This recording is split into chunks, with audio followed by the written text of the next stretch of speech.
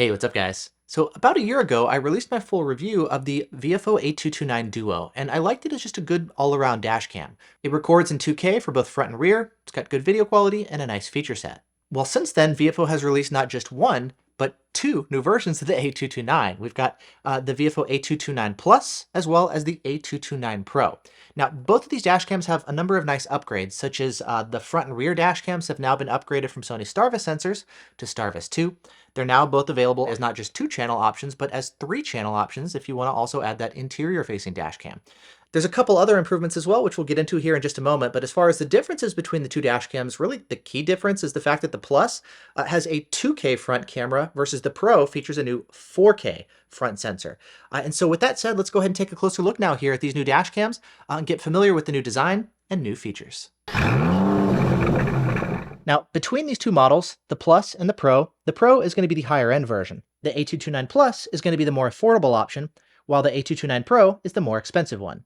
And the key reason for that price difference, again, comes down to the different image sensors here on both dash cams. They're both going to be Starvis 2 dash cams, but this one records at 2K, while that one records at 4K. And so for that reason, this one is going to do a better job traditionally of capturing more details, such as license plates. However, traditionally, 2K dash cams actually tend to do a better job of recording at night. So there are going to be some pros and cons here. Besides that, we've also got the hardwire cable, which is an optional extra. The circular polarizer is also an optional extra if you get the Plus, though it is included for the price if you get it with the Pro. And so with that said, let's go ahead and unbox the dash cam. We'll do the Pro since they're basically the same thing, and take a closer look at what all is included and get more familiar with the dash cam. And as you can see, it comes with a bunch of different things. You've got the main front-facing dash cam, of course, which comes with the quick-release GPS mount for it. If you get it with the polarizer, again, included with the Pro, or optional with the Plus, that's going to attach right here to the lens on the front camera. As a 2-channel configuration, you're going to get it with the front and rear dash cam. And then if you go for the full 3-channel setup, it's going to add the interior-facing dash cam. As far as the cables, you've got the long rear cable to connect from the front to the back of the car. And then you have a shorter interior-facing dash cam as well. It comes with a nice wiring diagram right here that shows you how everything hooks up and where they plug in to the front dash cam. Then for power, you've got the nice long power cable right here. In the box, it's going to come with a cigarette lighter adapter with two USB Type-A ports. So one for the dash cam and a second for the phone. If you want to do hardwire, you can get the optional hardwire cable like this, which is going to attach to maybe a dedicated dash cam battery pack or to your fuse box, and then plugs into the dash cam like this. Now, speaking of installation, it's also going to come with a pair of windshield mount stickers like this. It's basically designed so that when you're using the double stick tape here on the mount, in case later you want to reposition the dash cam or maybe even remove it altogether, it's going to make it a lot easier to remove it from the car. It also comes with some replacement double stick tape as needed. So in case you maybe permanently remove it and take off this tape, you've got some replacement tape, which is nice. And the same thing is true here for the interior and rear dash cam. You've got a short USB cable here, USB A to C, which is basically going to allow you to plug it into the side of the dash cam and use it as kind of like a memory card reader. You can, of course, take the memory card out of the dash cam itself and plug it into the computer with a card reader. It supports cards up to 512 gigs. And then for file transfers, you can also use the built-in Wi-Fi 2.4 or 5 gigahertz and transfer all the video footage to your phone wirelessly using the app. And then finally, you've also got some documentation in the manual for the dash cam too. Now, design-wise, if you take a look at the original A229, the newer Plus and Pro look very similar. However, if you're upgrading from the original one to one of the newer ones, you're not really going to be able to reuse anything except for maybe the power cable and I guess the polarizer. Even the hardwire cable, I know Viofo has been quietly upgrading these ones to handle the higher power draw required by some of the newer 3-channel dash cams. And so I'm not entirely sure if you can reuse your existing hardwire cable. I'll put a note in the video description once I find out. Now, the reason why a lot of this stuff is new is, let's go ahead and move these out of the way real quick. First off, the rear camera has been upgraded. It's now using a Sony Starvis 2 sensor, so you're going to need a new rear dash cam, of course, when you're upgrading to the Plus or the Pro. The cable itself has changed too. If we take a look at the cable from the original A229, it looked like this. It was kind of just this little thin coax cable like that. Now they're using USB Type-C here for both ends of the dash cam. So if you take a look at the side of the rear camera, it now has a USB Type-C port. So you're going to need a new camera with new cables. Obviously, the interior camera is new. That wasn't available before with the original one. It now uses a USB Type-C here on the side, just like the rear camera.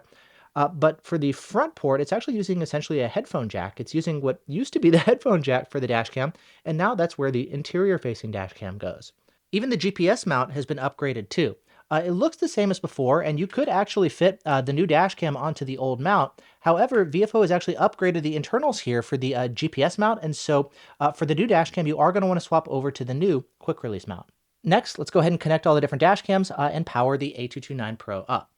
So the rear-facing Dashcam connects right here on the left side of the Dashcam, and then the interior-facing Dashcam connects over here on the right side of the Dashcam. The power cable plugs in right at the top into the GPS quick release mount. Now, as far as the Dashcam itself, there's actually a new UI that Viofo has brought in here compared to like the A119 Mini 2, the A229, etc. So now that we're up and running, as you can see, we've got all the different Dashcams here. Go to the interior.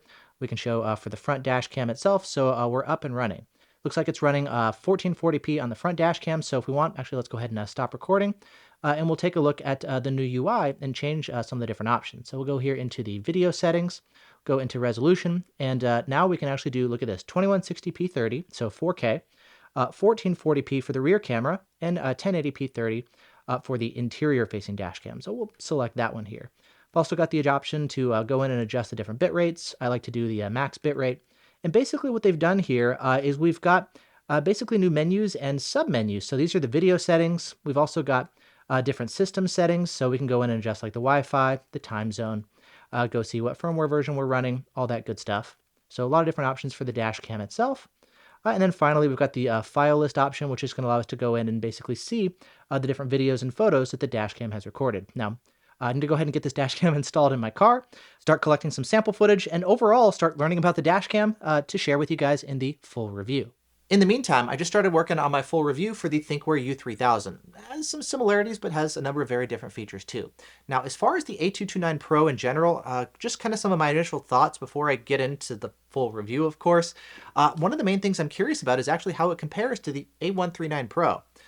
On paper, there's actually some really nice improvements here with the A229 Pro. I mean, it adds the LCD on the back, but there's a number of upgrades, like the fact that, well, if you're running it as a full 3-channel setup like this with the A139 Pro, you've got some compromises with things like the front camera actually reducing its resolution somewhat, or maybe reducing the frame rate of the dash cam. With the A229 Pro, if you're running it as a full 3-channel setup, this front camera can still run at the full 4K, 2160p, and 30 FPS. It is going to drop the bit rate for kind of full 3 channels like you've got with the A139 Pro, but the fact that it can still do full 4K 30 FPS as a 3-channel setup, that's really nice. Additionally, there's things like the fact that with this dash cam, all 3 cameras can actually record in HDR, something that wasn't the case with the A139 Pro. And then taking a look at the individual dash cams, I mean, if you look at like just the front camera, for example, and some of the initial testing, people are finding that the nighttime video, which was a bit of a weakness, the A139 Pro seems to be better. On the A229 Pro, the interior camera has been redesigned, and people are finding some nice improvements on the interior camera as well. The rear camera has gone up in resolution. It used to be a 1080p sensor here, Sony Starvis sensor. With the A229 Pro, you're now looking at a 2K sensor, and it's also stepped up from Sony Starvis to Starvis 2. So I think there's a lot of really nice upgrades here with the 229 Pro over the A139 Pro, which is a dash cam that I actually quite like, and it's the dash cam that I run on my wife's car, and I'm running it as like a secondary dash cam, but kind of my primary dash cam in my car as well.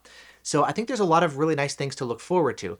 I'm obviously very curious to see, like, okay, are there any downsides compared to the A139 Pro? How well does it work in practice? We're still kind of working with earlier firmware. They just released a firmware update that's now available on their site, for example, that helps to improve the video quality and address some of the issues people have been seeing with the video quality itself. There's still some work being done to like optimize video, fix bugs, etc. But nevertheless, now that like the dashcam is officially released, I'm excited to go ahead and start testing it out, putting it through its paces, and ultimately get the full video shared here with you guys. So subscribe to get notified for when that video is available.